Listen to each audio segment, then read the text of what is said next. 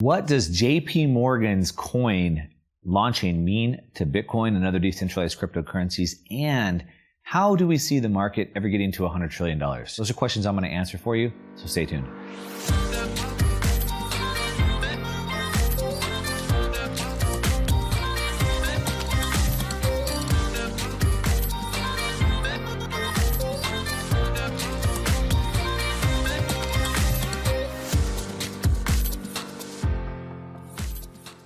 All right, welcome back to the Monday video where I take your questions that you leave on my other videos and I answer them in the video format.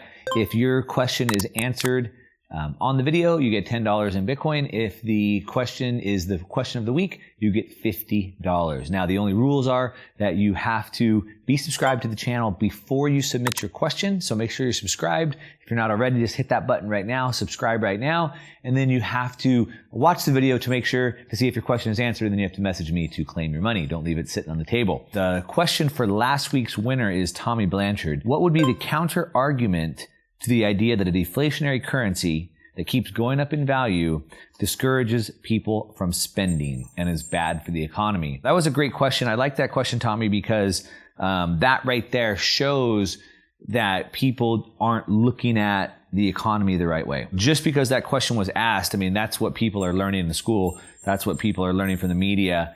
And so that is a bias that people have, that it's bad for the economy if we're not always spending. I'm not going to answer that question again. If you haven't seen the answer, go back and watch that. That was on last week's. But Tommy, I like that question, and hopefully it makes people go out and research some of this on their own. All right, so the first question is from Thomas McGinty, and he says, wow, great video, Mark. Thanks again. Thank you, Thomas. He says, I have a question. Do you worry now that all these big companies are getting into crypto and blockchain, Facebook coin potentially, JP Morgan coin that just was announced, that more want to join them and end up pushing out the coin and project we're investing in right now?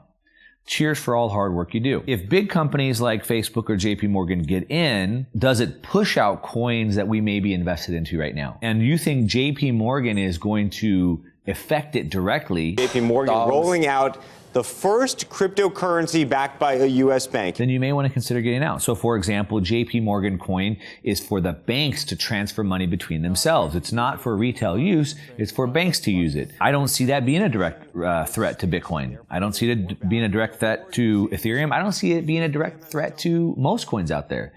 Ripple, maybe it's a direct threat, right? XRP is designed for banks to transfer money.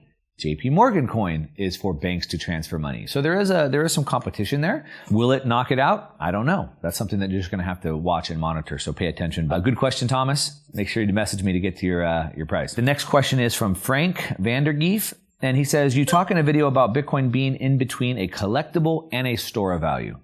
For it to become a store of value, it has to become stable. But I also heard you talking about 100 trillion market potentially in wealth transfer part 2 video. Link for the video up above. If you haven't seen that one, it's a good one. How can an asset that potentially could grow so much ever be stable? So what is stable? Stable compared to what? So nothing is stable on its own. It has to be stable compared to something else. So the US dollar is big, right? There's $80 trillion of currency out there. And some would say that the US dollar is stable, but stable compared to what? If you look at what the US dollar has done in relation to gold or oil or baskets of other commodities or even home prices, I wouldn't say the dollar's been stable at all. As a matter of fact, the dollar's lost 90% of its purchasing power in the last 50 or 60 years. What I would say to answer that is, as the market gets bigger, it will become more stable. Right now, the market for Bitcoin is very small. It's about $60 billion. And I know that sounds really big, but when you look at, like, say, Amazon is almost $1 trillion, 60 billion is kind of small. As it becomes worth more money, the volatility will go down, and eventually it will go into what is considered the next phase of a monetary evolution, which is a store of value. And at that point, it'll become pretty stable. Now, stable compared to what? I do believe it will go from a collectible to a store of value as it gets bigger, as more money gets in there, and I think we'll see that sooner than later. So thanks, Frank. Next question we have is from Greg1. Hi, Mark. I read your suggested books and found them quite helpful.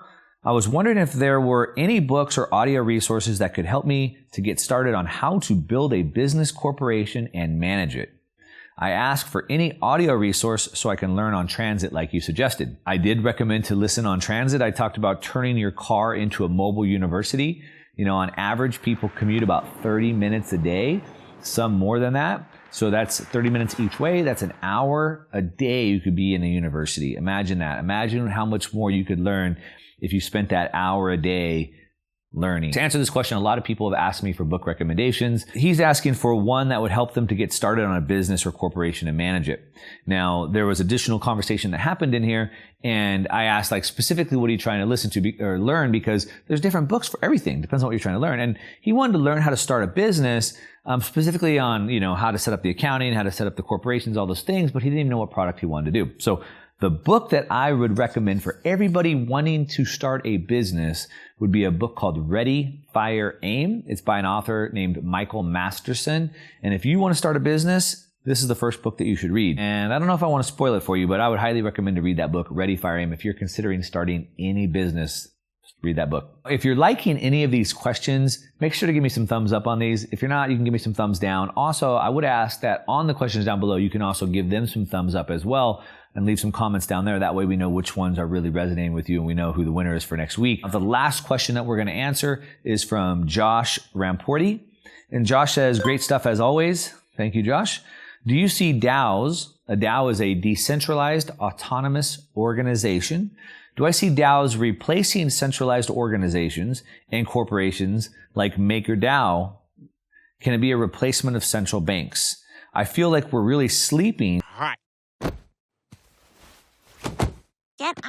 on the potential that tokenized ecosystems can play in redefining governance in all types of organizations, including government itself. MakerDAO is a cryptocurrency now. It's like a lending platform, and it's all decentralized and autonomous.